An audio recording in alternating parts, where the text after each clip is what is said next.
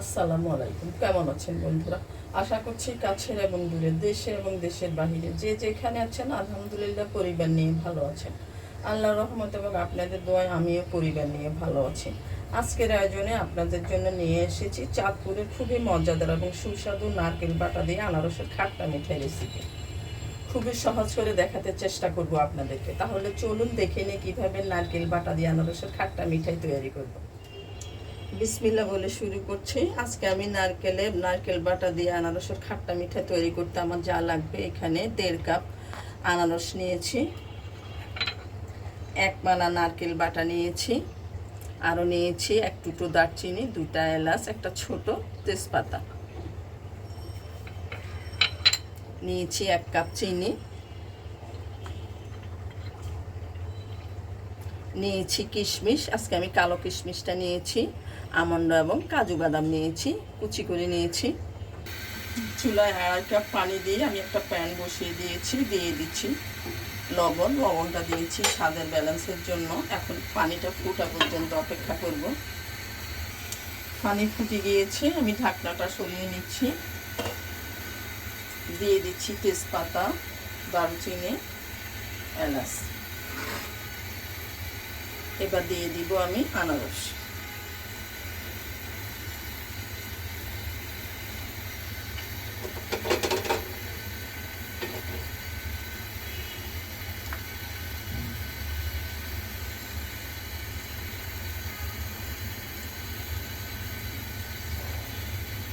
এবার ঢেকে রাখবো 10 মিনিটের জন্য। 10 মিনিট পর ফিরে আসলাম। আমার আনারস সিদ্ধ হয়ে গিয়েছে।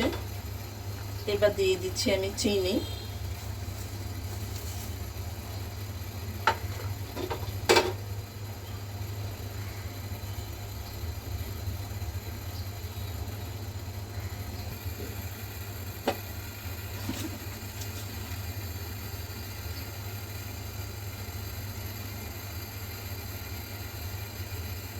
চিনিটা গলে গিয়েছে। একটু নাড়ার সময় চিনি যখন দিবেন, নাড়ার সময় সাবধানে নাড়বেন যাতে আনারসের টুকরোগুলি ভেঙে না যায়। এবার দিয়ে দিচ্ছি আমি নারকেল বাটা।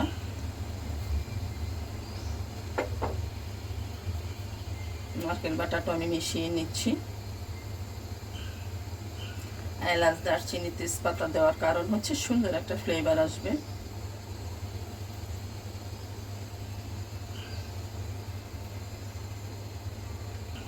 এখানে আপনারা নারকেল বাটার পরিবর্তে নারকেলের দুধটাও দিতে পারেন। আমার কাছে ফ্রেশ নারকেল ছিল না, সেজন্য আমি নারকেলটা বেটে নিয়েছি। আর এই খাট্টা মিঠাইটা আপনারা তালের শাঁস দিয়েও করতে পারেন।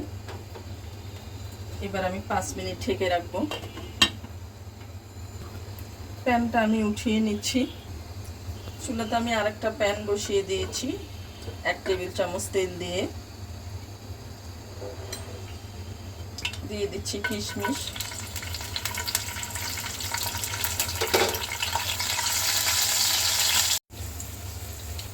এবার দিয়ে দিচ্ছি বাদাম কুচি,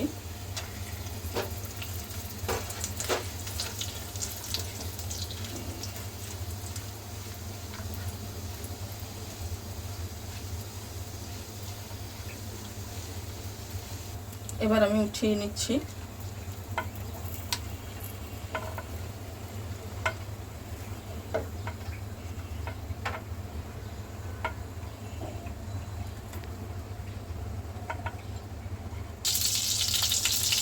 এবার দিয়ে দিলাম 1 টেবিল চামচ বাটা, সাথে সামান্য পরিমাণ তেল দিয়েছি।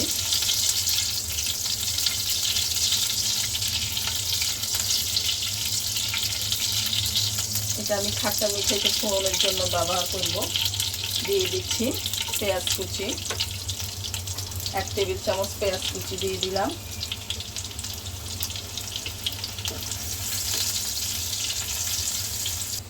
আমার পেঁয়াজ ভাজা হয়ে গিয়েছে, এবার আমি ফোড়ন দিব।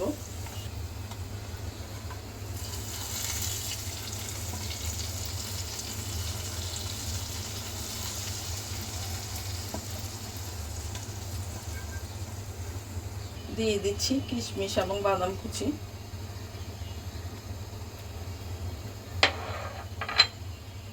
খুবই সুন্দর একটা সুগন্ধ বের হয়েছে।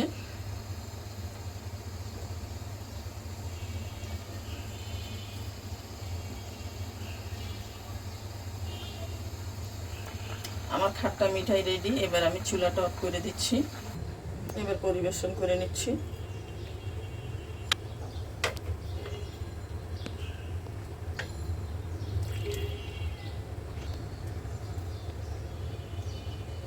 উপরে দিয়ে দিচ্ছি কিছু কিশমিশ এবং বাদাম।